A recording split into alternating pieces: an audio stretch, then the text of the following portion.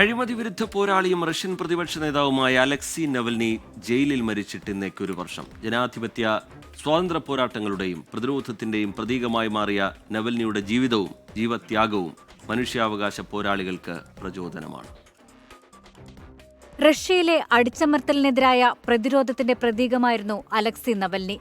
അഴിമതിക്കും സ്വേച്ഛാധിപത്യത്തിനുമെതിരായ പോരാട്ടം റഷ്യയിലെ പ്രതിപക്ഷ നിരയുടെ ശബ്ദമാക്കി നവൽനിയെ മാറ്റി. റഷ്യൻ എണ്ണവാതക കമ്പനികളിലെ അഴിമതികൾ തുറന്നുകാട്ടി ആരംഭിച്ച പോരാട്ടം അഴിമതി വിരുദ്ധ ഫൗണ്ടേഷൻ സ്ഥാപിക്കുന്നതിലേക്ക് നവൽനിയെ കൊണ്ടെത്തിച്ചു. റഷ്യയിലെ ഉന്നത രാഷ്ട്രീയക്കാരുടെ അഴിമതികൾ പുറത്തുകൊണ്ടുവന്നതോടെ നവൽനി ഭരണവർഗത്തിന്റെ മുഖ്യ ശത്രുവായി. 2011 റഷ്യൻ തിരഞ്ഞെടുപ്പിന് മുൻപായി ഭരണകക്ഷിയായ യുണൈറ്റഡ് റഷ്യയ്ക്ക് നേരെ നവൽനി കടുത്ത വിമർശനം ഉന്നയിച്ചു. വ്ളാദിമിർ പുടിൻ ഏറ്റവുമധികം ഭയക്കുന്ന മനുഷ്യനായി അലക്സി നവൽനി മാറി. തനിക്കെതിരെ ശബ്ദിച്ചവരെല്ലാം നിശബ്ദരാക്കിക്കൊണ്ടിരുന്ന പുടിൻ അലക്സി നവൽനിയെയും വേട്ടയാടി.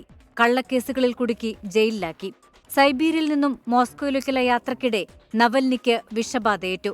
പരിശോധനയിൽ നോവിച്ചോക്ക് വിഭാഗത്തിൽപ്പെട്ട വിഷമാണ് അതെന്ന് കണ്ടെത്തി. ആ വധശ്രമത്തിൽ നിന്നും രക്ഷപ്പെട്ടപ്പോൾ വീണ്ടും ജയിലിലടച്ചു.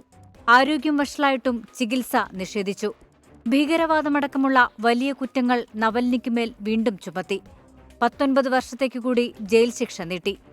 2024 മാർച്ച് 15 റഷ്യൻ പ്രസിഡന്റ് തെരഞ്ഞെടുപ്പ് നടക്കാനിരിക്കെ കൃത്യം ഒരു മാസം മുമ്പ് ആർട്ടിക് സർക്കിളിലെ ജയിലിൽ ഫെബ്രുവരി 16 സംശയാസ്പദമായ സാഹചര്യത്തിൽ നവൽനി മരിച്ചു. ജനാധിപത്യ പോരാട്ടങ്ങൾക്കായി നിലകൊള്ളുന്ന ലോകമെമ്പാടുമുള്ള സ്വാതന്ത്ര്യപ്രേമികളുടെ പ്രതീകവും പ്രചോദനവുമാണ് ഇന്ന് അലക്സി നവൽനി. Research desk 24.